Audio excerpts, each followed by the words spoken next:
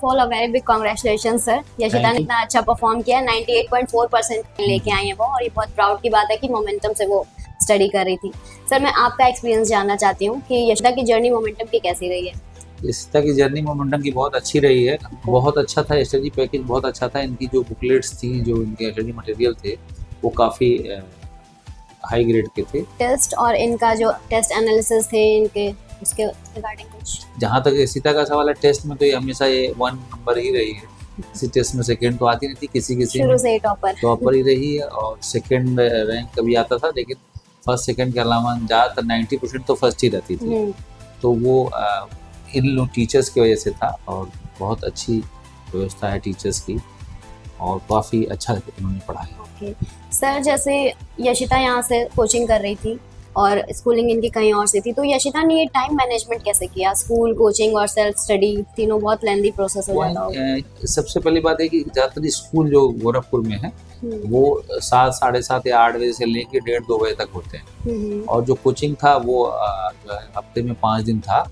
और जो है एक्स्ट्रा टाइम के लिए कभी भी आप कोचिंग जाके पूछ सकते थे, टीचर से अलाउड कर रखा था इन्होंने। और दूसरा चीज़ ये था कि शाम को 4 से 6, 4 से 7 क्लासेस होती थी, तो उसमें कोई प्रॉब्लम नहीं होती है। यदि आप पढ़ना चाहते हैं तो उसके बाद फिर सेल्फ स्टडी के लिए घर जाती थी भी, खाना खा के 2-3 घंटा 4 घंटा जो भी टाइम बचा था पढ़ लेती थी। और संडे को और एक दिन और गैप मिलता था, तो वो दिन अपना सारा रिवीजन कर लेती थी। मोमेंटम के टीचर्स का क्या रोल रहा? टीचर मोमेंटम के बहुत अच्छे हैं, इसमें कोई कंफ्यूजन नहीं है। सपोर्ट को लेके, डाउट सेशंस को लेके एकदम बहुत अच्छा है। मैं इन्होंने से बहुत मैं पर्सनली खुश हूँ। मुझे ये लगा कि फिजिक्स केमिस्ट्री स्ट्रांग होनी चाहिए, और वो बहुत इंपॉर्टेंट है। और कंसेप्चुअल बहुत हैं, लोग समझाते बड़े अच्छे से हैं। स्पेशली इनके यहाँ फिजिक्स के जो टीचर हैं और केमिस्ट्री वाले बहुत अच्छे हैं। फिजिक्स उसका बहुत स्ट्रांग हुआ, मतलब एकदम ऑफ द रूट हुआ। जितना वो उसको कॉन्सेप्ट क्लियर है फिजिक्स का और केमिस्ट्री का, उतना पहले नहीं था, तो वो गेन किया उसने। ओके सर, मोमेंटम ज्वाइन करने के बाद यशिता के अंदर पर्सनली क्या चेंजेस आए? कॉन्फिडेंस लेके, बहुत चेंज आया। डिसिप्लिन को लेके? डिसिप्लिन तो खैर ऑलरेडी वो स्कूल में पढ़ती डिसिप्लिन लड़की है, डिसिप्लिन में नहीं कोई प्रॉब्लम। लेकिन जो उसको कॉन्फिडेंस आया कि हर चीज़ जानना है मुझे, जो क्वेश्चन गलत होता था उसको 25 बार करती थी, गलत कैसे होगा, क्या प्रॉब्लम, तो वो टीचर्स के सपोर्ट से ही हो सकता है। जैसे हमारा क्वेश्चन कोई ऐसा है और जो टीचर से पूछा, टीचर ने कहा मैं कल बताऊंगा, इसका मतलब वो समझ नहीं रहा। लेकिन यहाँ पे क्या है, आप क्वेश्चन पूछो, आंसर तुरंत मिलेगा, और आप जाइए घर से सोच के आइए फिर बताइए। तो ये चीज़ें बड़ी अच्छी हैं यहाँ पे। स्पेशली जो बच्चे अच्छा कर रहे हैं उनके लिए तो बहुत ही अच्छा है।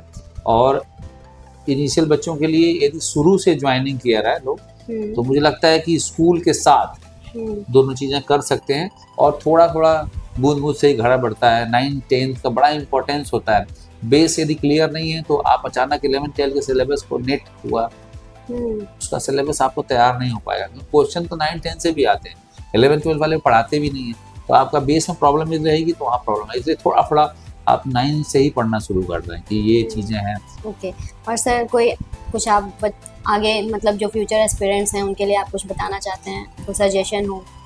मेरे हिसाब से बच्चों को जैसे मोटिवेशन की ज़रूरत के साथ साथ अच्छे टीचर्स की ज़रूरत है, और बहुत क्लियर कंसेप्ट्स रखते हैं।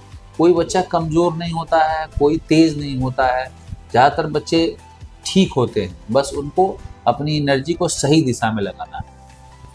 ठीक है sir, thank you so much. बहुत अच्छा लगा आपसे बात करके, और ये बहुत गोल्डन अपॉर्चुनिटी थी हमारे पास कि यशिता राय के पेरेंट्स से हमने इंटरव्यू लिया और उनकी पूरी जर्नी जानी। तो thank you so much sir.